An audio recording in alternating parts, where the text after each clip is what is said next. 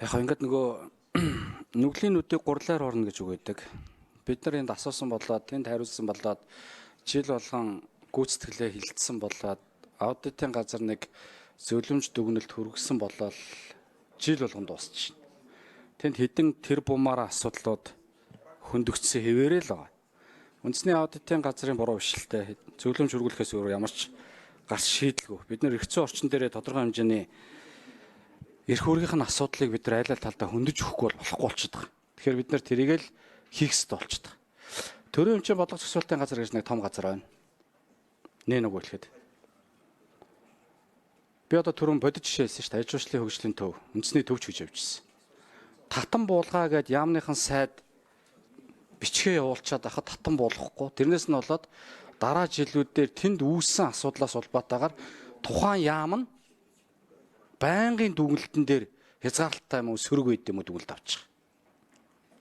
Тэгээ яагаад тэрийг ямар эрх ашигын үүднээс төрийн өмчийн бодлого зохицуулалтын газар нь татан буулгадгүй, ерөөсөө тэрийг ойлгодгүй. Аудит оруулдаг. Одоо би бодит жишээ хэлээд байгаа шүү. Би одоо аялал жуулчлалын хөгжлийн төв гэдэг газрыг татан буулгах гэж бичиг явуулаад аудит ороод баахан торгуул болоод зарим нь авилгатай тэнцэх газрын асуудал болж хувираад явсан. Тэгээ татан буулгаагүй. Татан буугдаагүй учраас буцаагаад дараагийн сайд нь сэргээгээд ингээд асуудлуудыг шийдээд явчих бүрэн боломжтой болчиход байгаа байхгүй. Харьяалан төрийн өмчийн бодлого зохицуулалтын газар дээр байгаад байдаг. Төсвийн ерөнхийлөгчийн захирагчаар төсвөө яамнаас аваад байдаг. Төсвүүдээр нь үндэсний аудитын газар дүгнэлт гаргаад байгаа болохоос яагаад татан буулгахгүй байгаад үүнээс улбаатаагаар ийм асуудлууд жил болгон үүсээд байна вэ гэдгийг үндэсний аудитын газар өөрөөсөө олж харддаг.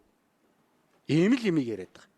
Тэгээ бид нар энэ суур шинжтэй ийм тогтолцооны асуудлыг шийдвэрлэхгүйгээр болохгүй шүү дээ. Болохгүй. Би өөрөө дүгнэлт авч ирсэн. Байгаль орчин аялал жуулчлалын сайдаар ажиллаж хагаад олон улсын төсөл хөтөлбөрийн хүрээнд холбооны бүгд хамт Герман улсын JST-ийн журмаар орж ирсэн 5 машиныг аймгийн байгаль орчинд хойрлж исэн байхгүй юу?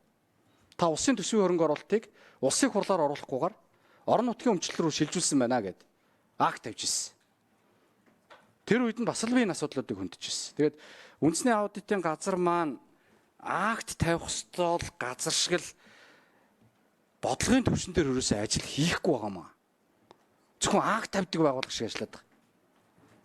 Монгол Улсын засгийн газар дээр эдийн засгийн хөгжлийн яам, сангийн яам гэж хоёр яам байгаа шүү дээ. Эдийн засгийн хөгжлийн төлөвлөлтүүдийг бүгдийг эдийн засгийн хөгжлийн яам дээр явуучих.